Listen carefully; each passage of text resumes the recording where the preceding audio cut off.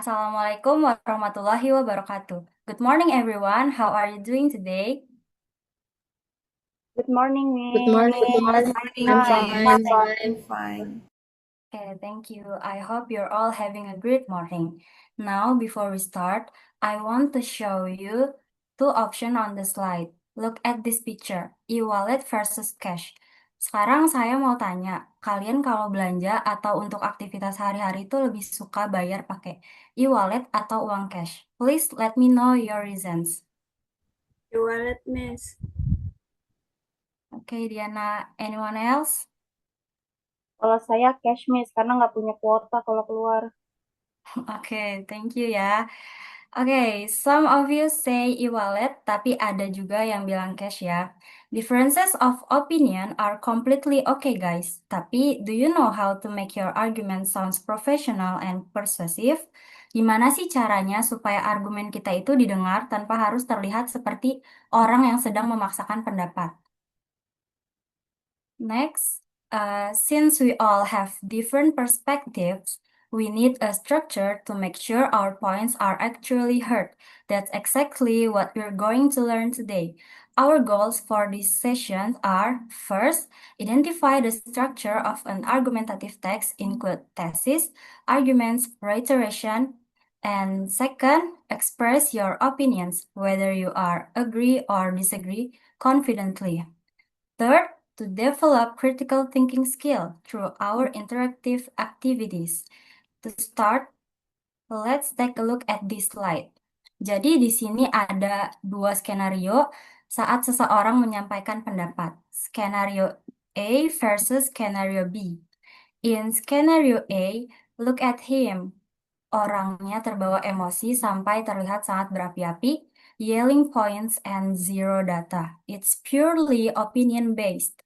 Compare with scenario B. Look at her, very calm tone, logical flow, dan dia menjelaskan menggunakan data dan fakta. This one is structure and persuasive.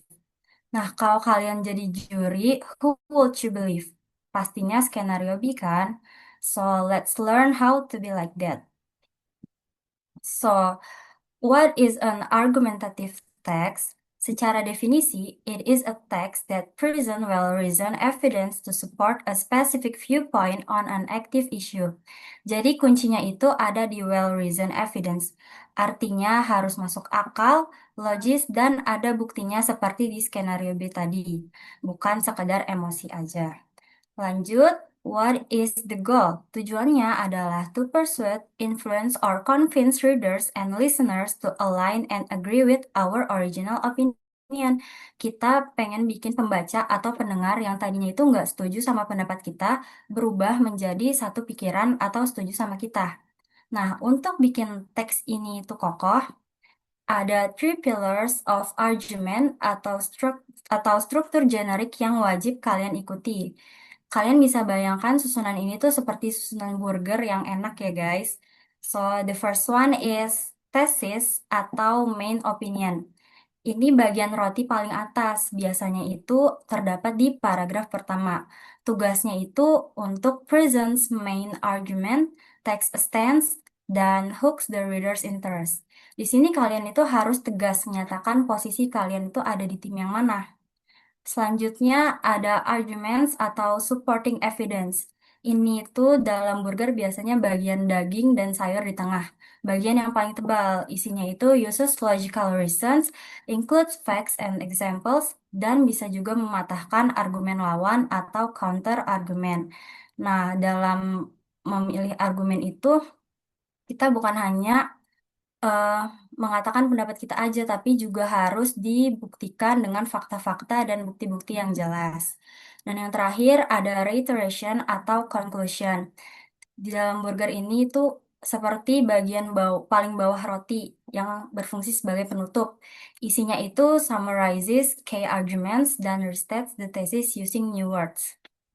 Lanjut, untuk ciri kebahasaannya atau language features juga ada tiga contoh. Yang pertama, menggunakan simple present tense karena membahas fakta atau opini saat ini. Contohnya itu, e-wallet is practical. Lalu yang kedua, menggunakan connective words atau kata hubung biar idenya mengalir tapi tetap rapi. Contohnya seperti kata firstly, in addition, however, furthermore, and many more. Lalu yang terakhir ada modal auxiliaries untuk memberikan rekomendasi kuat. Contohnya seperti kata we should, we must, dan sebagainya. Nah, karena materinya sudah kita bahas, selanjutnya kita akan bedah bareng-bareng untuk teks pendek tentang e-money versus cash di layar ini. Coba perhatikan kalimat pertamanya.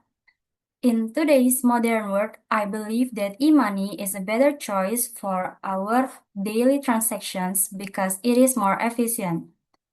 Kalimat yang ada kata I believe ini bertindak sebagai tesis. Kenapa? Karena di sini penulis langsung mengambil posisi dan menyatakan opini utamanya dengan jelas di awal teks. Lalu kita lihat kalimat berikutnya. Firstly, e-money is very practical.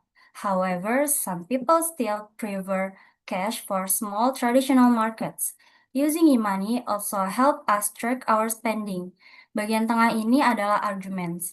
Kenapa disebut argumen? Karena penulis memberikan alasan-alasan logis kenapa e-money itu lebih efisien, lengkap dengan kata hubung firstly dan however, biar idenya itu terstruktur dan rapi. Dan yang terakhir, in conclusion, although cash is still used, e-money offers more convenience and safety. Therefore, we should start using digital payments. This final part is the reiteration. Kenapa? Karena kalimat ini diawali penanda kesimpulan atau in conclusion. Dan fungsinya itu untuk menegaskan kembali kalau e-money itu pilihan terbaik. Lalu ditutup dengan saran menggunakan modal should. Selanjutnya, let's move on to the next text on your worksheet. Do we need shared domestic word? Nah, now I would like one of you to read this text out loud. Anyone can help me? Saya Miss Fidelsa. Okay, go on, Fidelsa. Do we need shared domestic work? The traditional notion that domestic chores and caregiving are solely a mother's responsibility is increasingly outdated in modern society. Restricting this status to women not only perpetuates gender inequality but also places an unfair, exhausting double burden on working mothers. Therefore, a modern household functions best when a father actively full responsibility in managing the home and raising children. This collaborative approach significantly strengthens bond and provides a healthier, more balanced role model for the children's development. Ultimately, dividing domestic labor equally is not it's not a favor done for the mother, but fundamental duty that defines true partnership in a family. Okay, thank you, Fidelsa. And now let's answer the questions together. First question is identify the thesis statement of the text. Who wants to answer? Saya Miss Anzar, Oke, Tanzar. jawabannya untuk thesis statement is the traditional notion that domestic chores and caregiving are solely a mother's responsibility is increasingly outdated in modern society. Oke, tepat sekali Tanzar. Kalimat ini bertindak sebagai tesis karena penulis langsung memperkenalkan topik utama, sekaligus mengambil posisi menolak anggapan lama tersebut. Terima kasih Tanzar. Selanjutnya kita akan menjawab pertanyaan nomor 2. Find at least two transition words or connectives used in the text to link ideas between sentences or paragraphs. Who wants to answer? Saya Miss. Oke, Humaira. For them, I can find di dua transition. Yang pertama ada three, therefore, a modern household. Terus yang kedua ada ultimately. Oke, thank you Humaira. Oke, jadi Betul sekali jawaban Humaira, karena ada kata therefore di pertengahan kalimat dan ada kata ultimately di awal kalimat terakhir. Dua kata ini adalah kata hubung yang dapat menjaga alur penalaran teksnya. Nah, selanjutnya kita akan menjawab nomor 3. The question is identify the reiteration of the text. Who wants to answer, please? Saya, Miss. Okay, Diana, go on.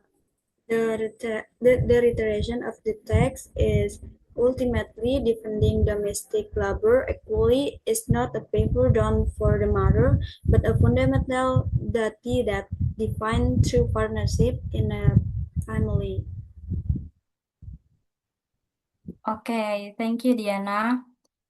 Kalimat ini memang bertindak sebagai reiteration karena menegaskan kembali secara kuat opini penulis dari awal paragraf tadi dengan pilihan kata yang baru. Nah, sekarang kita akan, sebelum kelas ini selesai, saya akan memberikan beberapa pertanyaan sebagai quick review di akhir pembelajaran kita. Di sini kalian dapat menjawab true or false secara bersamaan ya. Untuk yang pertama ada the thesis section provides specific reason to support a stand. True or false, guys? False. False.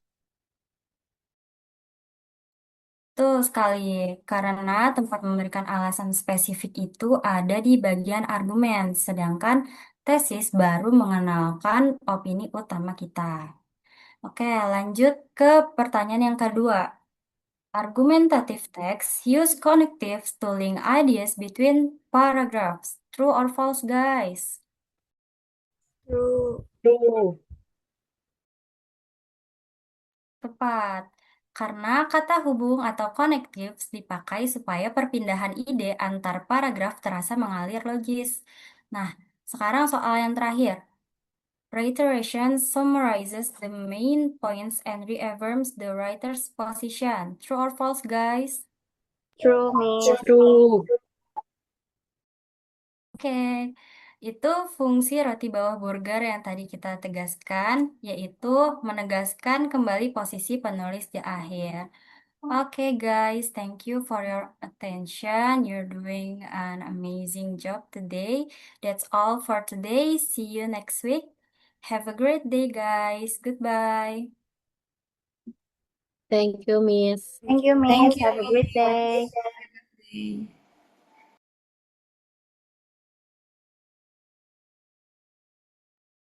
Udah, guys. Alhamdulillah, terima kasih.